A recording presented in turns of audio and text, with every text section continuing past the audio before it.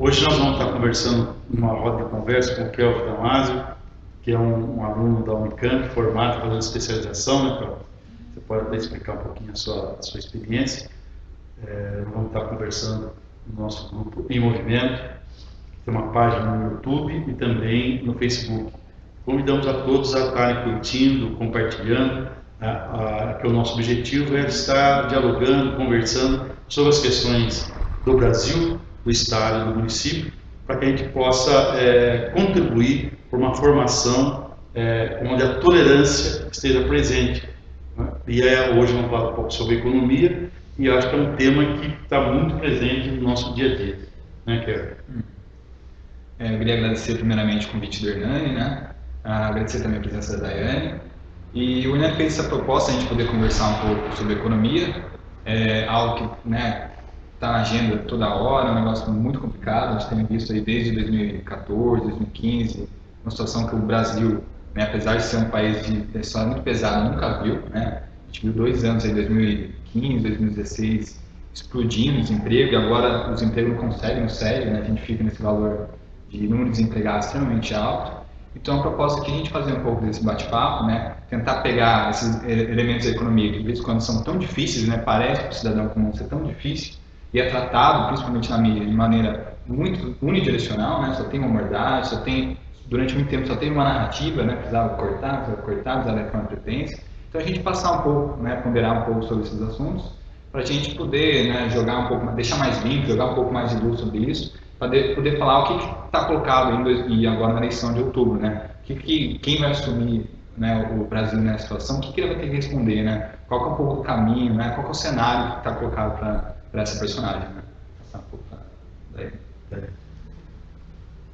Eu queria agradecer a presença do Kevin. Para mim é muito importante esse encontro, né? Conheço o Kevin da época de escola e encontrar ele aqui agora formado em economia, podendo dividir todo esse conhecimento com a gente, ainda mais num cenário de incerteza que a gente se encontra aí prestes a uma eleição, né? Em que tudo pode mudar radicalmente no Brasil, né? Já tivemos aí vários problemas recentes, né? A manifestação popular mostra muito disso, do problema que nós estamos enfrentando. Então, eu agradeço por participar com a gente desse momento.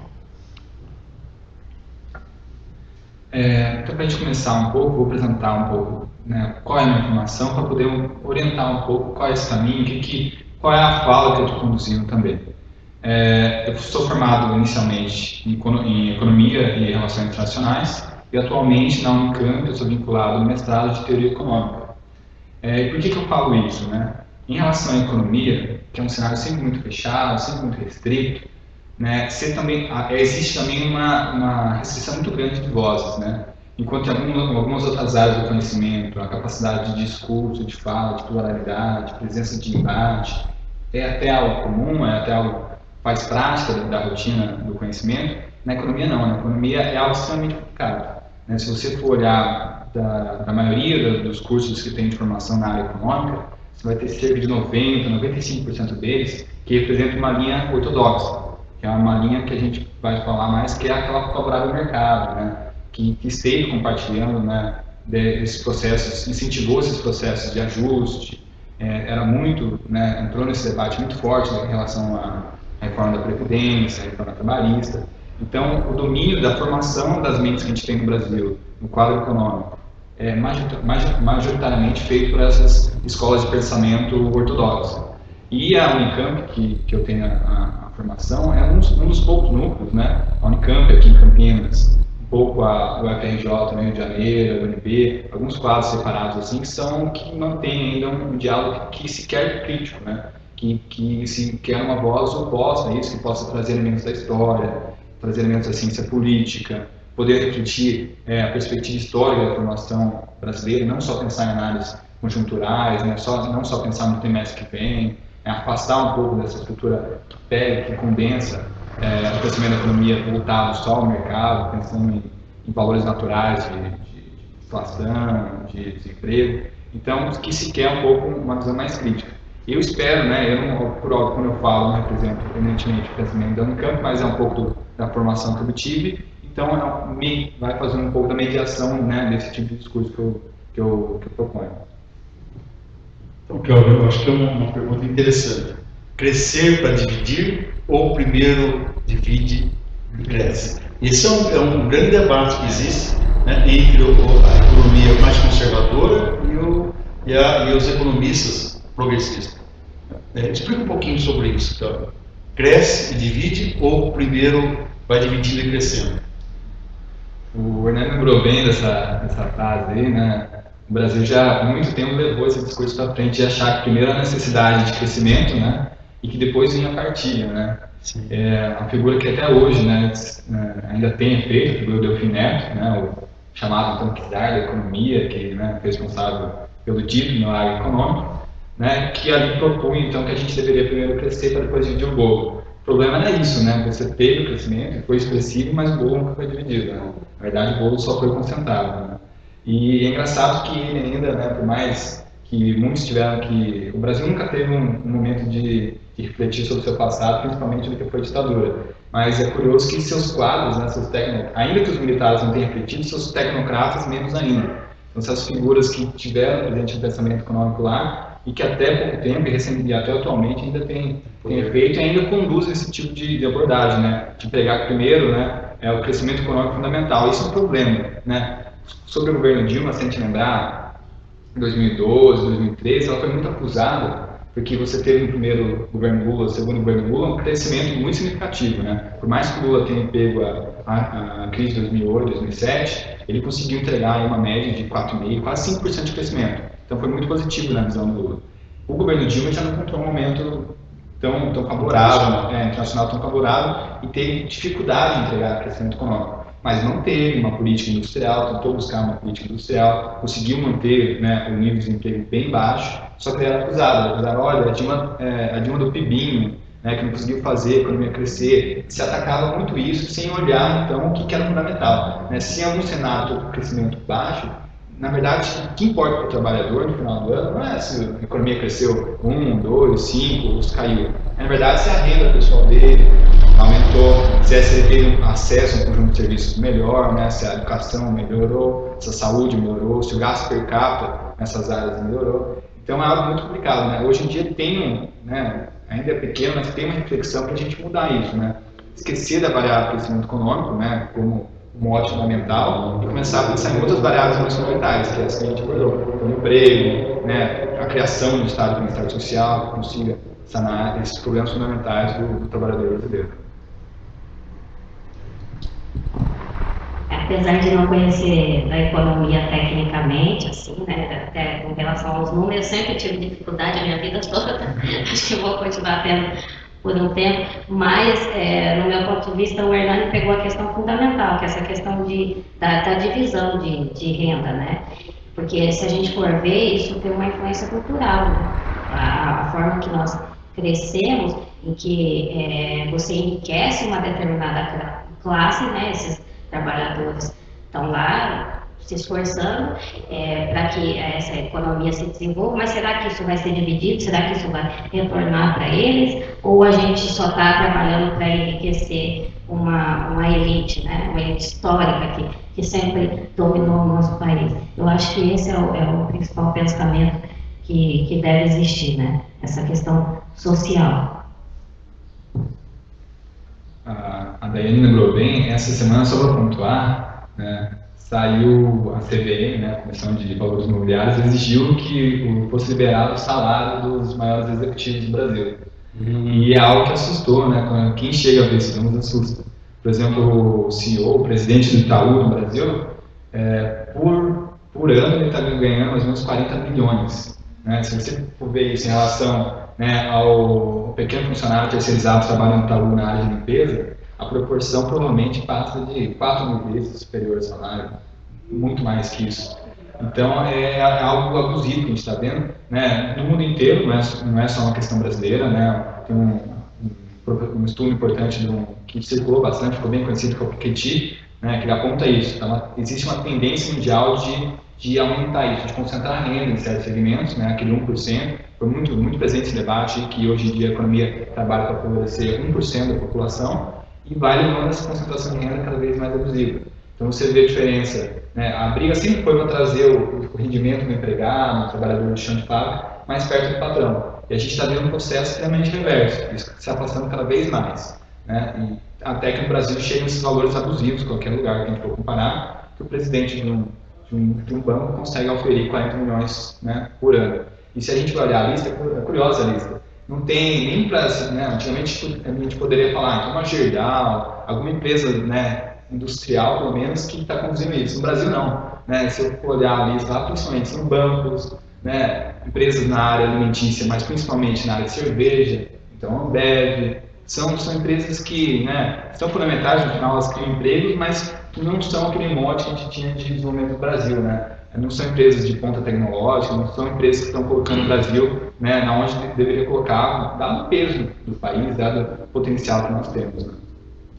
Porque, falando nessa direção, o planejamento de governo, seja municipal, estadual, federal, se você pensar diante da importância social, do estado de bem-estar social, houve uma ruptura, né, entre os governos anteriores e o atual do Michel Temer, no sentido de investir no planejamento futuro e no estado de bem-estar social. Por exemplo, da água, do petróleo, da energia. Como que você vê essa quebra, né, e o que isso traz para a população mojimidiana de prejuízo? Já que nós vamos ter uma redução, como estamos tendo uma redução dos investimentos na área social. O Hernani lembrou muito bem, né, dessa questão do planejamento que se colocou agora recentemente. Eu acho que o principal problema, né, uma das jabuticaras brasileiras que foi inventada de forma proposital pelo governo Temer, foi o que a gente conhece como a emenda do teto. Né? Em nenhum lugar, se a gente for imaginar, né, você propor, vamos supor, a população canadense, inglesa, americana, falar, olha, nós iremos congelar o gasto público de saúde, educação, de assistência social, de defesa civil, a gente vai congelar esses gastos por 20 anos, porque a gente acredita que a situação fiscal do Estado não permite gasto nessas áreas. Você esquece, na verdade, essas áreas são fundamentais porque elas têm efeitos que a gente chama na economia de multiplicador. Né? Algo que a gente viu muito com Bolsa Família. Né? Quando você coloca o gasto naquele que é mais pobre, naquele que é fundamental, o trabalhador, mais ou menos, tudo que ele recebe, ele vai para o consumo. Tem que pagar água, tem que comprar a cesta básica, pagar aluguel, tudo ele vai colocar na economia de volta, ele faz circular novamente. Isso tem efeito, isso faz crescer a economia. Você falar que você vai tolher por 20 anos, por 2 décadas, esse tipo de investimento que alimenta aquele que está na base da pirâmide, é algo absurdo. Isso coloca um problema no nível da União total, mas coloca um nível mais agravado ainda para aqueles outros níveis federativos que têm menos ferramenta. Então, o nível estadual e o nível municipal.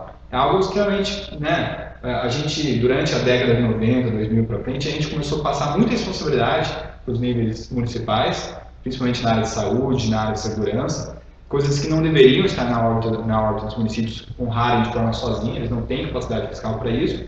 A gente colocou todos esses encargos em cima desses entes federativos e a resposta não foi passar, né, a receita devida para que eles pudessem honrar com esses compromissos. Na verdade, foi o oposto. A gente foi rompendo o repasse. Por exemplo, na área de saúde, todo diretor de Santa Casa, de área hospitalar, fala a tabela SUS, que é referencial para poder cobrir os gastos de procedimentos médicos, há anos não atualizados os valores. Pensar na área da educação, os valores do IDEBS caindo. Você pensar na questão de segurança, a gente falou, quantos municípios que tiveram que cumprir em relação à segurança pública. Então, tiveram que aumentar o efetivo das guardas, tornar policiamento ostensivo, sendo que é a responsabilidade do governo estadual. Então, é algo que a gente colocou, sempre teve esse problema no Brasil de conseguir planejar o seu desenvolvimento. Né? É abusiva a diferença que a gente tem de ordem regional, né, entre o Centro-Sul e Norte e Nordeste. Mas a gente, nesse momento mais contemporâneo, a gente tem a capacidade de agravar isso, quando a gente tira ferramentas do próprio Estado de conseguir conduzir investimentos, planejar, virar para o futuro. Né? Por óbvio, né? E até isso já está começando a estar presente no discurso dos presidenciáveis, essa emenda do teto ela vai ter que cair. Né? Esse é um problemático que o primeiro esforço desse novo governante vai perder o capital político dele só para tirar essa trava que foi colocada na economia, que é extremamente lesiva, né, para o desenvolvimento nacional. Bem. Então, isso demonstra a falta de conhecimento de um governo, né, de não entender ali a realidade do proletariado e o tanto que isso é importante para a economia, né, de colocar essa trava realmente. Né. Aqui no município, por exemplo, a gente pôde verificar essa questão, essa consequência, através dos insumos de saúde, por exemplo, que estão faltando para grande parte da população, né? Ou seja, você tira o básico, né? O que fomenta, o que faz girar. Então, aqui a gente, eu acho que o Hernani também deve estar acompanhando, né? E claro que o município também tem essa responsabilidade, mas é toda uma cadeia, né? Que acaba repercutindo. Aqui a gente tem vários casos de pessoas que não estão recebendo a quantidade que recebia antes de fralda, de sonda, né? Por essa questão. Então, a Dani pontuou na área da saúde, que é uma área fundamental, né? O Brasil teria o potencial de fomentar emprego, de poder desenvolver medicamentos. Na verdade, o cenário tem sido outro, a gente tem perdido esse potencial, e principalmente agora na questão do financiamento, remédios de alto custo, dificuldade do Estado honrar, o que a gente pontuou aqui em relação ao próprio repasse dos hospitais para procedimentos médicos, levando cada vez mais dificuldade, e uma falta de diálogo, principalmente, entre os níveis federativos, que coloca problemas no planejamento na área de saúde, e isso se estende a diversos outros setores. Né? E, Kelvin, especificamente sobre a questão da Petrobras, tem um reflexo muito grande dos caminhoneiros. Né? O governo acelerou com uma proposta para recompor o ganho, né, entre aspas, dos caminhoneiros, com o valor mais acessível do diesel, e me parece que não está cumprindo. E isso tem reflexo também em toda a economia da nossa cidade, do país, principalmente na questão da alimentação. Como você está vendo esse quadro atual em relação à Petrobras e o reflexo que isso deu com a greve dos caminhoneiros, e também diante desse novo cenário, já que ele não cumpriu o que ele prometeu com os caminhoneiros? É muito interessante a pergunta do Hernani, né? O Brasil inteiro, há poucos meses, ficou assustado, né, com a proporção que foi a greve dos caminhoneiros, o efeito que ela teve, como que ela conseguiu colocar um governo que era eminentemente fraco, né, não conseguiu negociar com a categoria e praticamente em uma semana ameaçou de desabastecimento o país inteiro. Isso é muito preocupante, a mídia inteira internacional repercutiu isso, né? Que país é esse que quase entra à beira de colapso dentro de uma semana, né? Que não conseguiu prover segurança alimentar, mas demonstrou os problemas de logística que o Brasil tem, de não ter uma conexão de modais, não conseguir entregar, né, a matéria-prima, de não conseguir entregar alimentos, demonstrou a fragilidade e, ao mesmo tempo, como que a infraestrutura brasileira está sucateada, como que, né, a gente está perdendo a capacidade de controlar o próprio sistema logístico de transporte, de entrega dentro do país. Muito bem na questão que isso, né, repercute e dialoga diretamente com a questão da Petrobras, né, de como que esse governo vem sempre sobre, né, o governo Temer colocou muito um manto moral que a Petrobras tinha sido entregue, né, que o Partido dos Trabalhadores teria feito uma política de indicação, que daí isso teria tirado a independência e a saúde fiscal da Petrobras, e demonstrou agora na condução da nova política de preços, né, de flutuação livre dos preços da Petrobras, tentou colocar isso como se fosse a possibilidade de redenção da Petrobras e demonstrou em pouco tempo que isso não é viável. A gente já praticava, mesmo com a política anterior, que a gente tinha uma política de intervenção direta de controle do preço dos combustíveis, o combustível brasileiro já era, se você comparar em qualquer outro patamar, extremamente caro. Isso colocava tudo, né? O brasileiro sempre sente a inflação, todo ano a inflação corrói um pouco do salário do trabalhador. E um pouco também é dessa carga do combustível. O combustível, por mais que ele não saia diretamente no indicador, ele vai pegar na alimentação, ele vai pegar no transporte, ele vai pegar diretamente todo o índice da inflação. Então, mesmo quando a Petrobras era iniciada de uma forma, né, pensada estatal, pensada no caráter público, né, ela tem que fomentar, ela tem que garantir o sistema logístico, o sistema de transporte nacional. Já colocava um peso muito grande de inflação correndo o salário do trabalhador. A partir do momento que você deixou o preço, né, fundamental, de uma variável fundamental, ficar flutuando de acordo com o mercado, você colocou esse horizonte, porque o caminhoneiro, né, aquele que a questão do diesel afeta ele diretamente, ele não conseguia se planejar, não conseguia olhar para frente 2 meses, 3 meses, que né, o rendimento pessoal dele começou a cair muito. E colocou esse problema que, na verdade, acabou afetando o país inteiro. A negociação que foi feita com o setor foi muito frágil, né? Em pouco tempo você aumentou aí um rombo fiscal muito grande e aparentemente não vai conseguir cumprir, né? Já várias demonstrações aí que é um governo, eminentemente é um governo fraco, isso é um problema, né? É um problema de incapacidade de negociação. O governo não conseguiu responder, a gente levou aí mais um boom de inflação, corrói o salário do trabalhador, e o problema está colocado, né? Há um risco iminente de retorno desse tipo de problemas, de não conseguir cumprir com o que foi acordado com os caminhoneiros, mas é uma demonstração de uma política errada, né? Que concebe a Petrobras mais como uma empresa particular, privada, que deve responder só ao seu caixa particular, esquece, na verdade, ela é estatal porque ela tem uma função fundamental. Ela é parte de uma função soberana do país de conseguir planejar o seu desenvolvimento, né? Por muito tempo, a gente até brincava e chamava a Petrobras de nação amiga. Ela respondia por metade dos investimentos, ela respondia pelo emprego de praticamente 50% dos engenheiros do Brasil. Era fundamental como matriz de desenvolvimento, como promessa de futuro do Brasil. E por esses erros de concepção do papel dela, ela se encontra nessa situação. E sem dizer, depois a gente pode ter comentado, que está sendo feito das reservas, né? Como que a gente, na verdade, está doando, está entregando de graça, né, para as outras empresas, a partir do momento que a gente retirou o modelo de partilha convencional, que era o modelo de atuação da Petrobras. O Kevin entrou numa situação muito importante de ser discutida, eu até queria que ele trouxesse um pouco isso para a gente, dos interesses internacionais, né? Do quanto o nosso país, através de alguns governos, se rendem para esses interesses e esquece da população brasileira, esquece da questão social por conta desse interesse de livre mercado, esse interesse acima de tudo.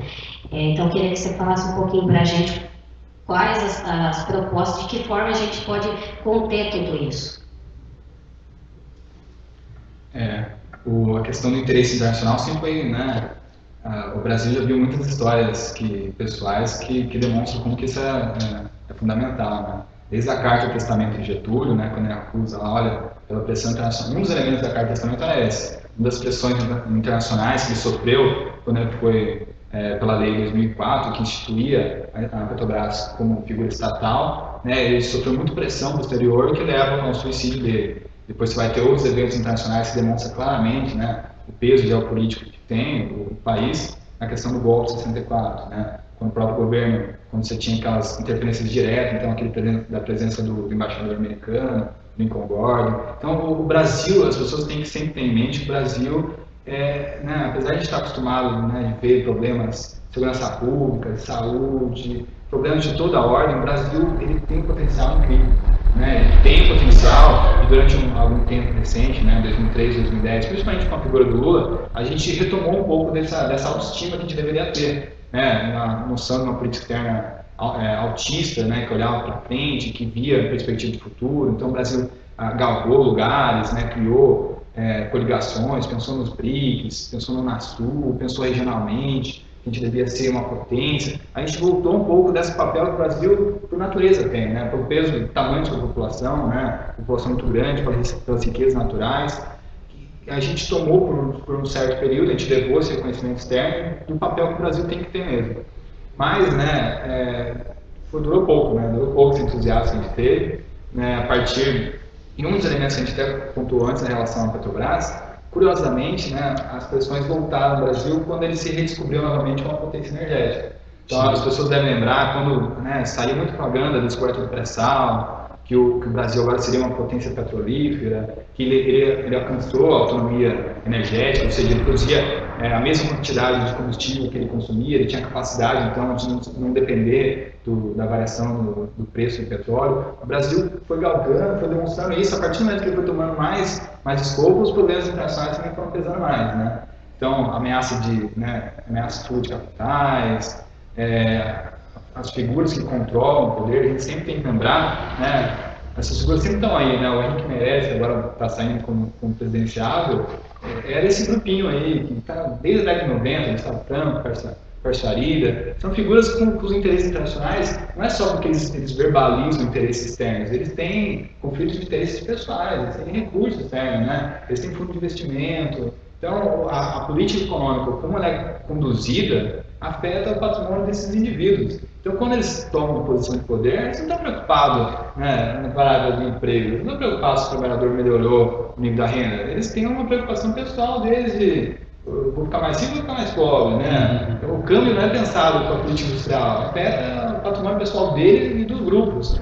Então, é algo triste, né? E o Brasil, esse é um problema. A eleição agora coloca o cidadão está pedindo mais, né, autoridade, está pedindo mais um governo com mais força, mas ele está errando, né? Ele está com risco de surfar sobre outros projetos que na verdade são muito mais extremistas, né? Soa como se fosse nacionalista, né? Fala que mas no fundo você vai ver a equipe econômica dele já está entregue, né? Já é o mesmo quadro que tem conduzido esse tipo de política econômica que na verdade demonstrou que não dá certo aqui, demonstrou que não dá certo na Argentina, demonstrou que não dá certo em vários lugares. A gente tende, né? A gente espera que até outubro a gente consiga arejar mais esse debate, consiga, né, demonstrar que não é esse caminho, né? É necessário, o brasileiro quer uma retomada da dignidade, de um discurso ético, moral, industrial, mas ele tem que tomar cuidado com discursos falsos, né? Que querem projetar isso, mas que na verdade não são. Eu acho que, inclusive, que vamos observar aqui no Chile um aumento significativo do número de casas, casa para alugar, comércio, né, o índice de desemprego aumentou assustadoramente. Muitas dessas pessoas pediram, né, para trocar o governo, como se fosse tirar uma pessoa, tirando a pessoa, resolver seu problema no Brasil. E aí veio a varinha mágica tal da ponte para o futuro, que acabou sendo um grande engodo, como solução mágica para os problemas sociais. E só que esse projeto, uma ponte para o futuro, ele buscava o quê? Eu acho que isso que é importante você, se puder dar uma esclarecer um pouquinho mais. A concentração de renda e a redução da renda dos trabalhadores, dos profissionais liberais, e, consequentemente, um problema para nós.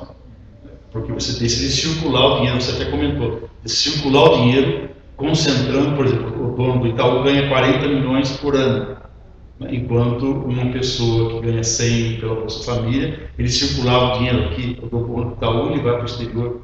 Então, como é que a gente pode trabalhar isso? Como é que a população tem alguma análise sobre essa questão mais profunda? Né?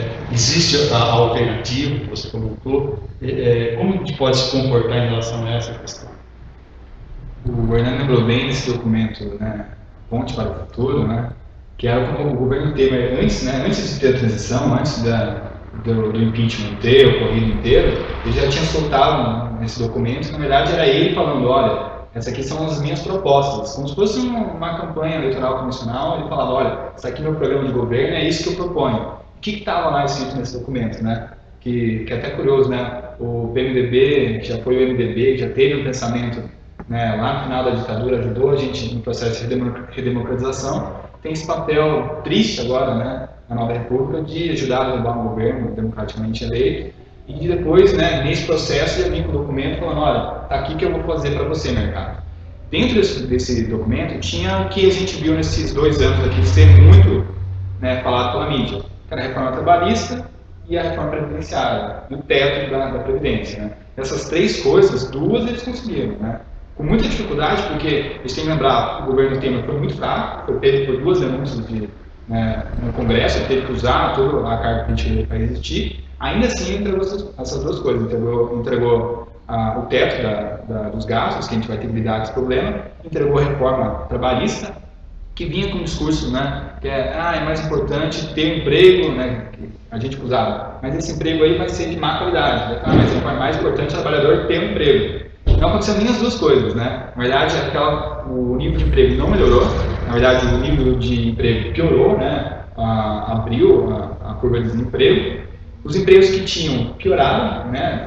Quem conhece aí, aumentou muito o nível de terceirização, de pejotização. Eu troco o cara que era carteira assinada, contrato ele com o CNPJ para não ter que pagar os direitos trabalhistas para ele. Aumentou, né? Muito trabalho informal, muito trabalhador, né, ter que conduzir seu próprio negócio na rua. Então, a reforma trabalhista não conseguiu nem criar esse emprego de má qualidade ele conseguiu, né? Na verdade, fez que o emprego que era de carteira assinada, que garantia um conjunto de direitos, a gente perdesse. Então, é um dos engodos que teve. E o último engodo que tinha era da reforma da Previdência, que não conseguiu ir para frente. Mas é bom para a gente refletir, que foi muito curioso isso, que só, né, uma parte da reflexão fala que o problema, na verdade, nem é só político, o problema é da comunicação, dos meios de comunicação. A gente viu durante a reforma da Previdência que não era só o governo Temer que fazia com o nosso recurso, ia lá e pagava propaganda. Existiam, né, as famílias dos meios de comunicações financiavam, davam propaganda gratuita. Olha, tinha algo como muito curioso, que era um terror psicológico aqui, né? Em qualquer país, se você tivesse esse tipo de terror psicológico contra a economia, geralmente você vê de quem está querendo derrubar o governo, quem está querendo desestabilizar. Mas não, é o próprio governo fazendo para tentar aprovar uma política. Então ficava acusando o trabalhador, olha, se não reformar vai quebrar, olha, daqui no final do ano vai quebrar. A gente, né, e agora como não conseguiram conduzir, a gente via, na verdade, era um terrorismo psicológico para tentar empurrar isso.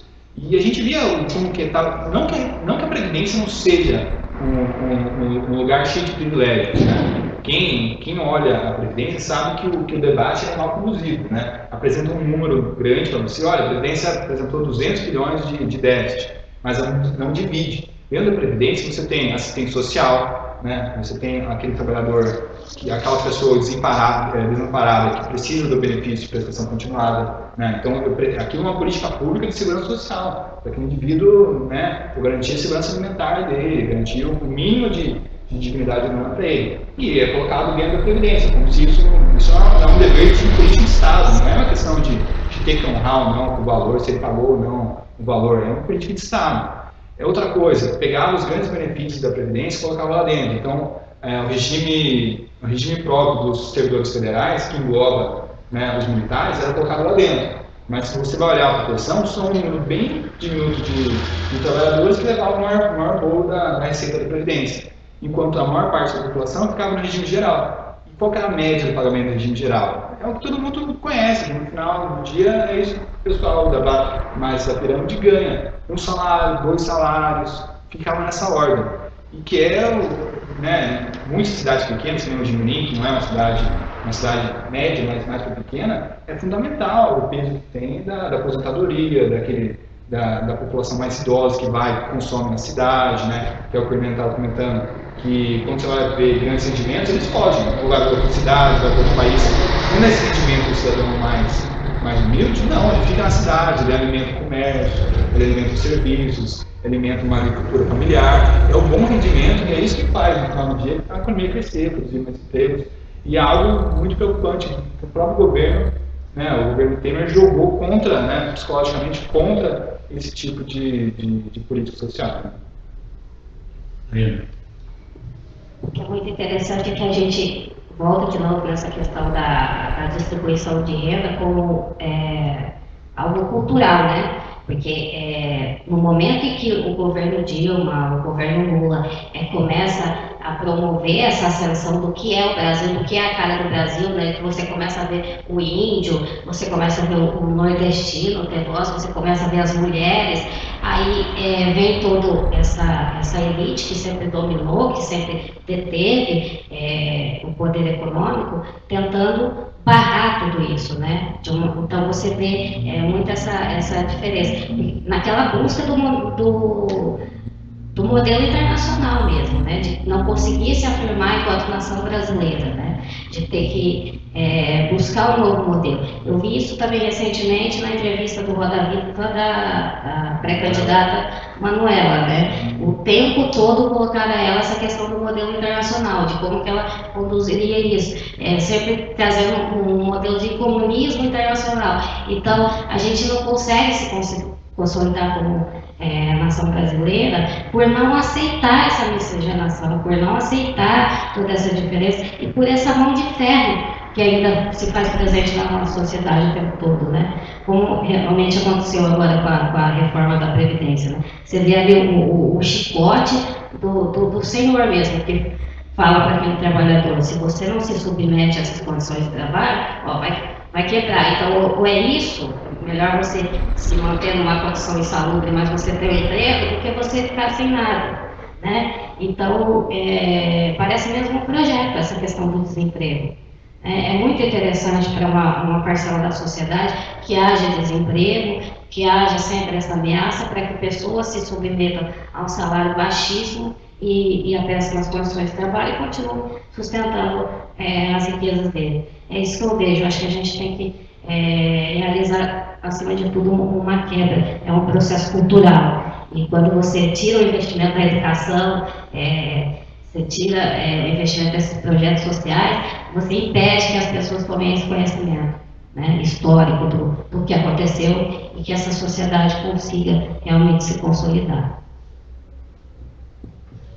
A Daiane pontuou algo muito importante, que é a questão que, no fundo, muitos desses problemas devem a essa desigualdade social enraizada que muito tem de um coeficiente racista, de um coeficiente misógino, que é difícil do Brasil superar. E isso manifesta em coisas que acreditávamos que tínhamos superado, né? Muitos problemas que a gente achou que tinha superado estão retornando. Por exemplo, que sempre atormentou, né, o pensamento social brasileiro na década de 60, 70, a questão da fome. A gente levou 3 décadas aí, mas fundamentalmente o governo Lula, com políticas bem simples de Bolsa Família, que é uma política de condicionamento de transferência de renda, política de atenção escolar básica, de universalização, não sei o quê. A gente tinha conseguido fomentar que essa criança estivesse na escola, tivesse acesso à refeição, a gente tinha conseguido aumentar um pouco o salário mínimo para que o trabalhador tivesse a condição de uma melhor segurança alimentar. A gente está vendo a possibilidade do Brasil retornar para o mapa da fome da ONU, que é algo assustador que no Brasil, do peso da economia brasileira, a gente retorna esse tipo de problemas. Os problemas que voltam, que amedrontam muito o brasileiro, a questão do analfabetismo, uma forte evasão escolar que começa a aumentar, porque, primeiro, o jovem não vê, essa escola não é adaptável, não tem o nível de investimentos que requer, esse jovem não se reconhece ali, vê o problema da família que perde emprego, ele precisa sair para o mercado de trabalho, então aumenta a evasão escolar, prejudica a qualidade do ensino, e você vai ver indicadores sociais indicando que a qualidade do Brasil está decaindo, que a qualidade da alfabetização está piorando, e você vê isso em vários indicadores, que é preocupante, começa a explodir. O Brasil viu desde o começo do ano passado, mas esse ano também, a explosão da questão de segurança pública. Então, a gente viu um pouco do que são os presídios brasileiros, qual é aquela característica desumana. Então, a gente viu massacres ocorrendo no começo do ano, você viu greve de forças policiais porque não tiveram o reajuste do seu salário. Então, volta aquelas questões que a gente falou. Se você vem com uma política de ajuste num país que está nesse nível, como é que você vai responder esse tipo de problema que é eminentemente público? Questão de segurança. Como é que você vai responder a uma força policial que tem os seus saldos que não são reajustados? Como vai responder um problema de segurança prisional, de controle das facções criminosas, se você não tem uma política de investimento que readeque esses prédios públicos? Como você vai responder uma questão educacional se você não tem criação de escola, não tem... Aqui no estado de São Paulo é gritante, você faz 4 anos que funcionalismo público. O professor não tem a adequação do seu salário de recuperar o valor. Como é que você vai responder a questão da fome se você não faz, aumenta o valor do repasse, do valor real do salário mínimo? Como é que não faz essas políticas de condicionamento de transferência de renda? Então, são problemas que estão colocados, e é triste, que a gente não conseguiu resolver os problemas de longo prazo, não conseguiu resolver os problemas mais complexos, e mesmo esses problemas básicos que demandam pouco rendimento do Estado para conseguir resolver, a gente está perdendo, dado a fragilidade que a gente entrou, dada essa perturbação institucional, social que a gente está a desenvolver, principalmente desde 2013 para frente, a gente inaugurou, a gente não está vendo ainda no horizonte de voltar à normalidade.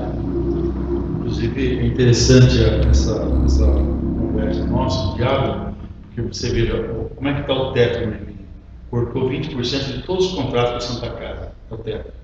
Cortou agora, sexta-feira saiu divulgado nos jornais, a ida dos atletas de Mojimirim para os jogos regionais, que não é despesa, é investimento, mas eles tratam como ele faz parte do governo Temer, o prefeito Carlos Nelson faz parte do governo Temer, é a base de sustentação do governo Temer. O que ele faz?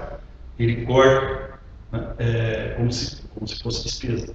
Eu acho que esse é um reflexo direto da linha política que eles estão tratando em nível de Brasil.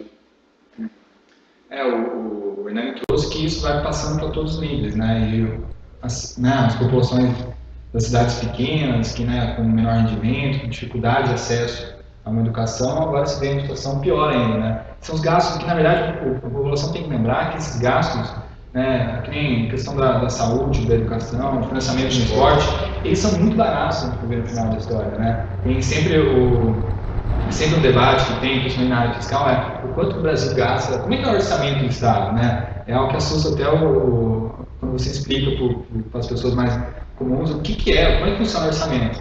Se você pegar metade do bolo, não é gasto para financiar a escola, metade do bolo, na verdade, é para estruturar esse mercado financeiro brasileiro. Então tem que pagar juros, tem que conduzir, girar essa bola de especulação financeira que é o Brasil, que o Brasil se tornou. Da outra metade, né, a gente tem o peso da Previdência, que é fundamental, mas que está lá, mas na verdade quando você vai ver assistência social, saúde, pesa 2%, 3% do orçamento. O orçamento geral do país, a gente gasta 3% com saúde.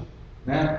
Uma população que agora a gente vê notícias recorrentes do encarecimento da saúde privada, do encarecimento da educação privada, ou seja, é um segmento que estão recebendo mais aporte de pessoas que estão precisando do serviço. A gente viu, né, cerca de 1/3 das pessoas perderam seus planos de saúde, né? A matrícula em escola pública aumentou, porque as pessoas não conseguem mais financiar, quando perde o emprego, não conseguem mais financiar a escola privada. Então você tem um aumento da pressão sobre esses serviços, que são extremamente já eram mal alimentados de recursos, 2%, 3% do orçamento, e agora a gente vê essa possibilidade de recessão ainda maior, que é algo que perturba qualquer pessoa que pense no planejamento, pense no mínimo da questão social brasileira, né?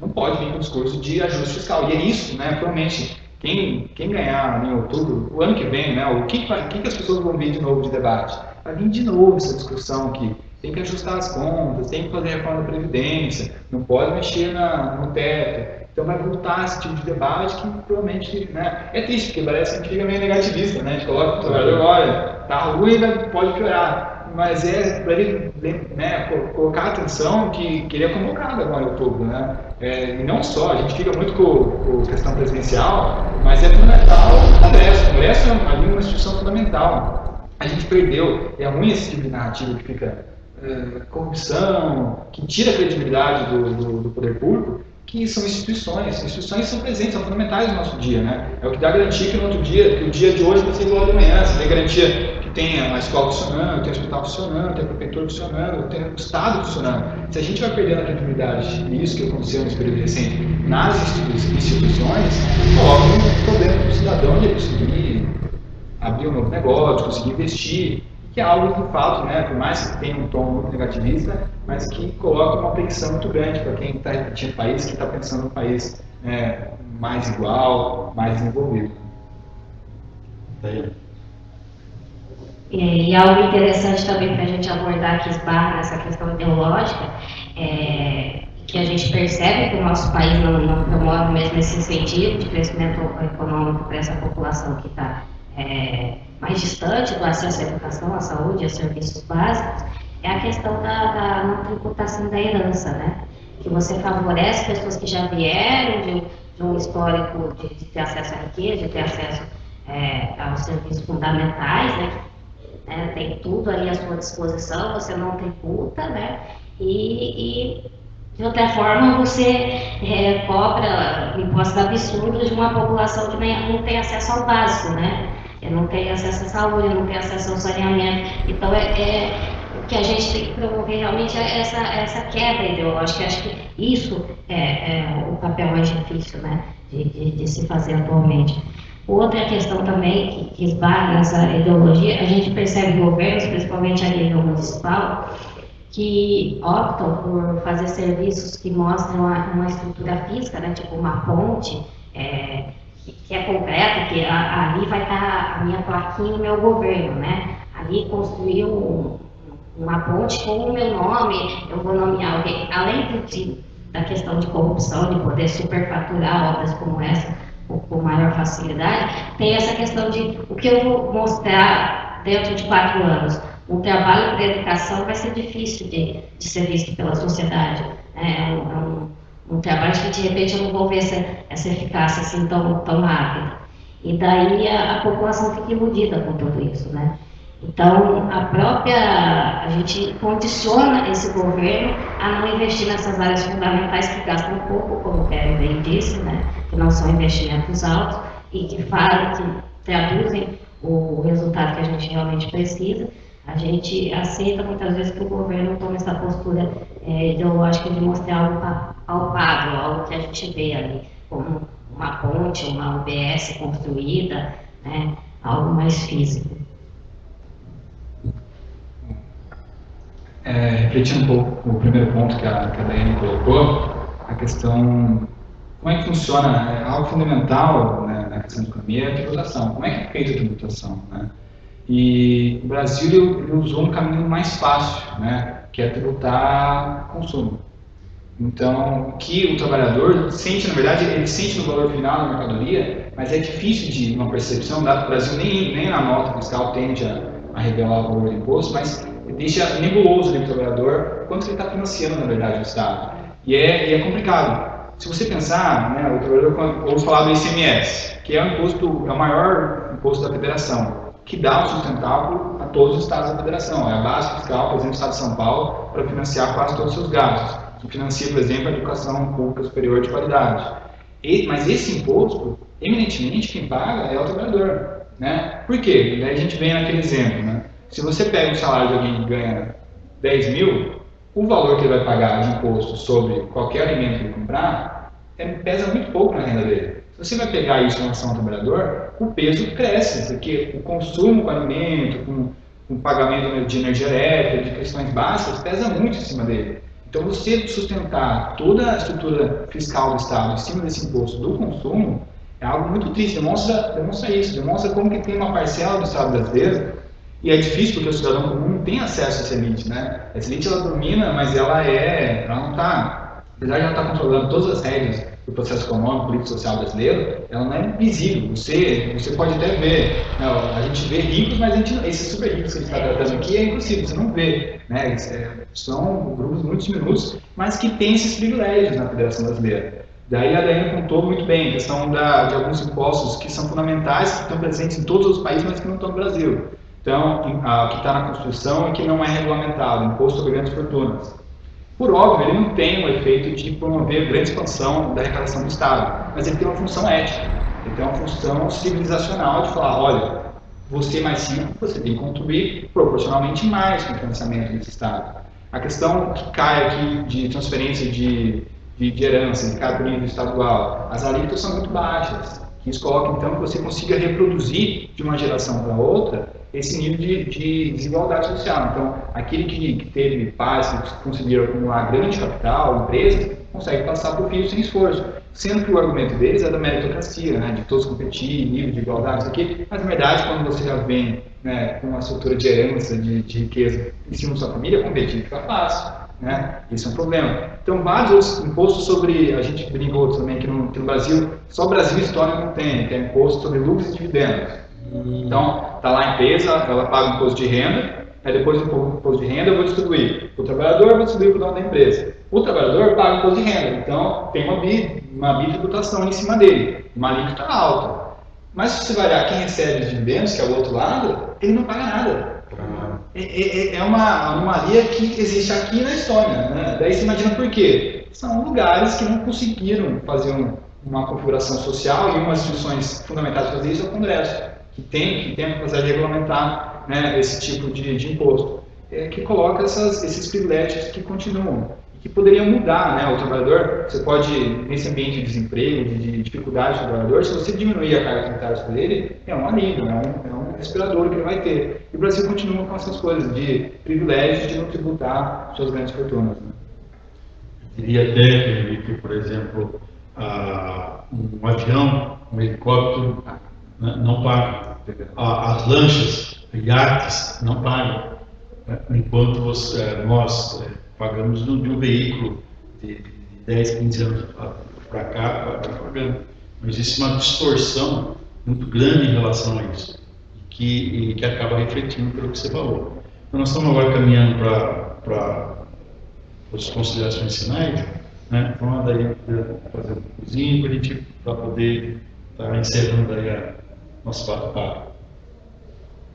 Só concluindo com essa questão de inversão de valores, essa questão cultural, né, que às vezes a gente vê uma sociedade brasileira que tolera esses privilégios, né, que tolera algumas bolsas para magistrados e que em contrapartida não tolera a questão das cotas, por exemplo, né, que não compreende esse processo de que alguns têm mais dificuldade ao acesso do que outros, né, e que fala, eu vejo isso no dia a dia, como pessoa com deficiência, eu sofro essa realidade de pensar que você alcançou determinada posição, de que você conseguiu alguma coisa por conta da sua deficiência, por conta e essa questão também da mulher, né? De falar, mas o feminismo não é necessário sem olhar para o histórico, de quanto foi difícil para a mulher conseguir adentrar o mercado de trabalho, quanto é difícil ainda que a gente ainda não tem um salário como o dos homens, né?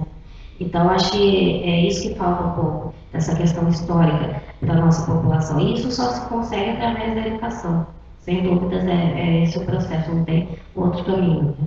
E é isso que faz toda a diferença. Então eu deixo até aqui um alerta, porque eu vejo que como a gente retrocedeu em muitos direitos, a gente está vivendo um cenário em que grande parte da população que não está tendo acesso, que está fragilizada por tudo isso, ela está buscando um modelo militar, porque acha que de repente um governo de repressão, não existe corrupção, não existem esses problemas que ela vai ter, e quando na verdade é só um ilusionismo, né?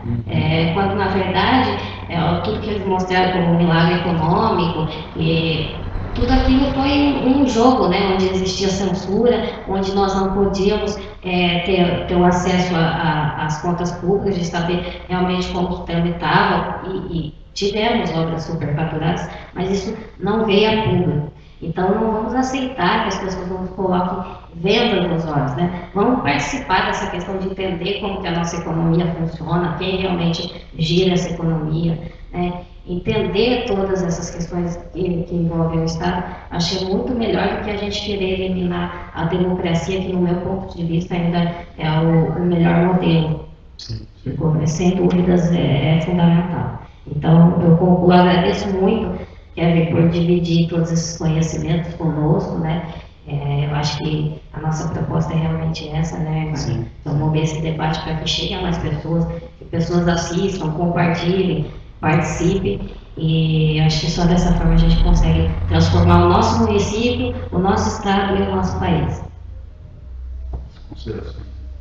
Queria agradecer o convite do Hernani, né, de também de conceber esse tipo de diálogo, que é o que a Daiane falou. Na verdade, a democracia, o que é? É diálogo, né? E o que é o risco que muito do debate, que esse conservadorismo tem surgido, não surgido, sempre teve no Brasil, mas que voltou a ressurgir, ele pede a anulação do diálogo, a anulação do debate, né?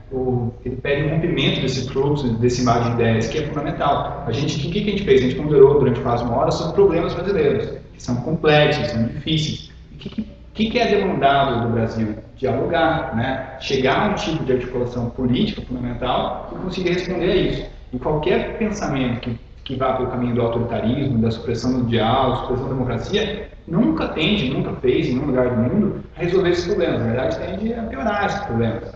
Então, eu acho que fica esse desafio. Na verdade, fica, né, dado esse cenário que a gente tem desde 2013 de tolimento do debate, é tentar recuperar, seja com o vizinho, seja com o professor, seja com o chefe, seja com alguém, um debate seja saudável, coloque essas ideias que permitam, né, cada um sair da sua célula de pensamento, do seu globinho de pensamento, e permita ouvir o outro. Eu acho que é fundamental, eu acho que esse esforço, né, a gente conseguiu alcançar, e eu parabenizo muito, né, a Daiane por estar aqui, por Hernani por organizar esse tipo de conversa. Eu acho que é interessante porque tem uma frase que fala assim: qual o remédio para melhorar a política? Qual o remédio? É você participar da vida política. É você participar da vida política. Não é virar as costas para ela. Eu acho que isso é muito importante. Eu acho que essa hora de conversa ela fluiu muito bem nesse aspecto, né? Uma linguajar que procura esclarecer da forma mais simples possível, e esse é o compromisso nosso, né, Daiane, do Em Movimento, que tem uma página no Facebook e também no YouTube, e que vai tentar dar essa contribuição para melhor esclarecer a cidadania, ampliar a tolerância, né, que as divergências não sejam um problema, e sim uma solução para caminharmos para uma democracia para além da democracia representativa apenas, a democracia participativa.